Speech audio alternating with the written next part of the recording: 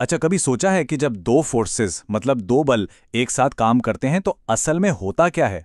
Physics में इसका जवाब वेक्टर्स में छिपा है।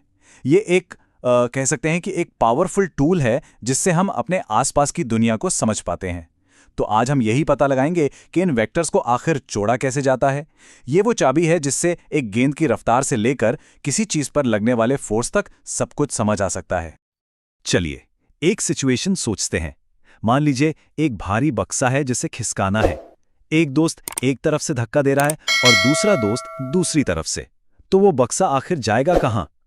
ये सिर्फ कोई पहेली नहीं है, बल्कि फिजिक्स की एक असल समस्या है।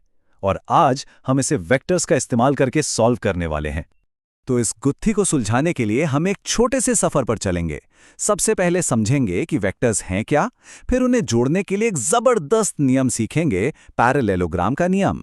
इसके बाद कुछ आसान शॉर्टकट देखेंगे, एक रियल वर्ल्ड एग्जाम्पल सॉल्व करेंगे और आखिर में वेक्टर्स को उनके हिस्सों में तोड़ना भी सीखेंगे। तो तैयार हैं? चलिए शुरू करते हैं। तो सबसे पहली बात, भाई किसी भी चीज को जोड़ने से पहले ये तो समझना होगा ना कि हम काम किस चीज के साथ कर रहे हैं। तो सवाल ये है कि आखिर ये वेक्टर है क्या? यही हमारे इस पूरे सफर की नींव है। इसको ऐसे सोचिए, अगर मैं कहूं कि मैं 5 किलोमीटर चला तो यह सिर्फ दूरी हुई, एक स्केलर क्वांटिटी। लेकिन अगर मैं कहूं कि मैं पूरब की ओर 5 किलोमीटर चला तो बस ये एक वेक्टर बन गया। इसमें दूरी यानी मैग्नीट्यूड और दिशा दोनों पता चल गईं।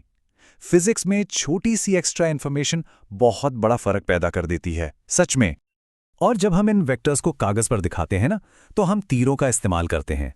जैसे एक बहुत तेज जोरदार हवा एक लंबे मोटे तीर जैसी होगी, वहीं एक हल्की सी हवा एक छोटे पतले तीर की तरह। और तीर जिस तरफ इशारा कर रहा है वो हमें बताता है कि हवा किस डायरेक्शन में बह रही है। सिंपल है ना? ठीक है, अब हमें ये तो पता चल गया कि वेक्टर्स क्या हैं, पर उन्हें जोड़ते कैसे हैं? क्या हम बस नंबर्स को जोड़ देते हैं? नहीं, बिल्कुल नहीं। इसके लिए एक खास तरीका है, एक ज्योमेट्रिक सीक्रेट, जिसे कहते हैं पैरेललोग्राम का नियम। सोचिए कि दो वेक्टर एक ही पॉइंट से शुरू हो रहे हैं, जैसे एक वी के शेप में। अब अगर इन दोनों को भुजा मानकर एक समानांतर चतुर्भुज यानी पैरेललोग्राम पूरा कर दें, तो उस स्टार्टिंग पॉइंट से सामने वाले कोने तक जाने वाला जो डायगोनल है ना, वही है उनका कंबाइंड इफेक्ट, जिसे हम कहते हैं रिजल्टेंट वेक्टर। और ये रहा वो फॉर्मूला। हाँ, देखने में शायद थोड़ा सा डरावना लगे है ना, पर यकीन मानिए ये बहुत पावरफुल है। असल में ये हमें क्या बताता है? ये कहता है कि अगर हमें सिर्फ दो वेक्टर्स की वैल्यू यानी ए और बी और उनके बीच का एंगल यानी थीटा पता हो, तो हम रिजल्टेंट वाले वेक्टर आर की एग्जैक्ट लंबाई निकाल सकते हैं। ये समझ लीजिए कि वेक्टर एडिशन का पूरा इंजन इसी फॉर्मूले पर चलता है। अब एक अच्छी खबर है, हमें हमेशा उस बड़े वाले फॉर्मूले का इस्तेमाल करने की जरूरत नहीं है। कुछ कॉमन सिचुएशंस में जब एंगल्स बिल्कुल सही हों, तो मैथ बहुत बहुत ज्यादा आसान हो जाता है। देखिए, अगर वेक्टर्स एक ही डायरेक्शन में हैं तो वो मिलकर काम करेंगे, तो हम बस उनकी वैल्यूज को जोड़ देते हैं। अगर वो ऑपोजिट हैं तो एक दूसरे के असर को कम करेंगे, तो हम घटा देते हैं। और एक बहुत ही कॉमन केस है, अगर वो एक दूसरे से 90 डिग्री पर यानी परपेंडिकुलर हैं, तो हम अपने पुराने दोस्त पाइथागोरस थ्योरम का इस्तेमाल करके रिजल्टेंट निकाल सकते हैं। तो थ्योरी तो बहुत हो गई, चलिए अब इसे एक असल प्रॉब्लम पर लगा कर देखते हैं। इन कॉन्सेप्ट्स को सच में समझने का सबसे अच्छा तरीका यही है कि उन्हें एक्शन में देखा जाए। तो ये रही हमारी सिचुएशन। एक छोटी सी चीज है और उस पर दो फोर्सेस लग रहे हैं। एक फोर्स उसे 3 न्यूटन की ताकत से एक डायरेक्शन में खींच रहा है और दूसरा फोर्स उसे 4 न्यूटन की ताकत से ठीक 90 डिग्री के एंगल पर खींच रहा है। सवाल यह है, उस चीज पर टोटल कंबाइंड फोर्स आखिर है कितना? इसे सॉल्व करने के लिए हम एक सिंपल प्रोसेस फॉलो करते हैं। सबसे पहले हम नोटिस करते हैं कि फोर्सेस परपेंडिकुलर हैं। अरे वाह, ये तो हमारा 90 डिग्री वाला स्पेशल केस है। इसका मतलब हम अपना आसान वाला पाइथागोरस वाला शॉर्टकट इस्तेमाल कर सकते हैं। हम नंबर्स को फॉर्मूला में डालते हैं 3 और 4। फिर ये तो बस सिंपल मैथ है जो हमें 25 के स्क्वायर रूट तक ले आता है। और जवाब है 5 न्यूटन्स। एक बात पर ध्यान दीजिए, ये 3 + 4 यानी 7 नहीं है और ना ही ये 4 - 3 यानी 1 है। ये एक बिल्कुल अलग रिजल्ट है और ये सिर्फ वेक्टर एडिशन का इस्तेमाल करके ही मिल सकता है। इससे पता चलता है कि डायरेक्शन कितना ज़्यादा मैटर करता है।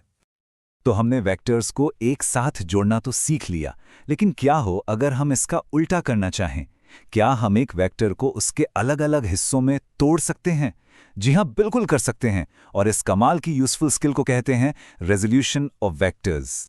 सोचिए कि एक रस्सी से किसी स्लेज को खींचा जा रहा है जो एक एंगल पर है, तो जाहिर है खिंचाव आगे की तरफ है, लेकिन थोड़ा ऊपर की तरफ भी है। वेक्टर रेजोल्यूशन हमें यह पता लगाने में मदद करता है कि खींचने वाली शक्ति का कितना हिस्सा असल में स्लेज को आगे बढ़ा रहा है और कितना हिस्सा बस उसे ऊपर उठाने की कोशिश में वेस्ट हो रहा है। ये सच में बहुत प्रैक्टिकल चीज है। और ये रहा तरीका कि हम इसे मैथमेटिकली कैसे करते हैं। अगर साइन और कोसाइन याद नहीं है तो घबराने की जरूरत नहीं। मेन आइडिया ये है कि इन दो सिंपल फॉर्मूलास का इस्तेमाल करके हम किसी भी वेक्टर को उसके हॉरिजॉन्टल यानी एक्स और वर्टिकल यानी वाई कंपोनेंट्स में तोड़ सकते हैं। फिजिक्स में प्रॉब्लम सॉल्व करने के लिए ये एक बहुत ही पावरफुल शॉर्टकट है। तो हमने एक सिंपल तीर से लेकर कॉम्प्लेक्स फोर्सेस तक का सफर तय कर लिया है। अब जब वेक्टर्स की छिपी हुई दुनिया, मैग्नीट्यूड और डायरेक्शन की दुनिया के लिए आंखें खुल गई हैं, तो एक सवाल के साथ इस सफर को यहीं रोकते हैं। अगली बार जब कोई चीज हिलती हुई दिखे तो खुद से पूछना, यहां कौन से वेक्टर्स काम कर रहे हैं। हैरानी होगी कि वो हर जगह नजर आने लगेंगे।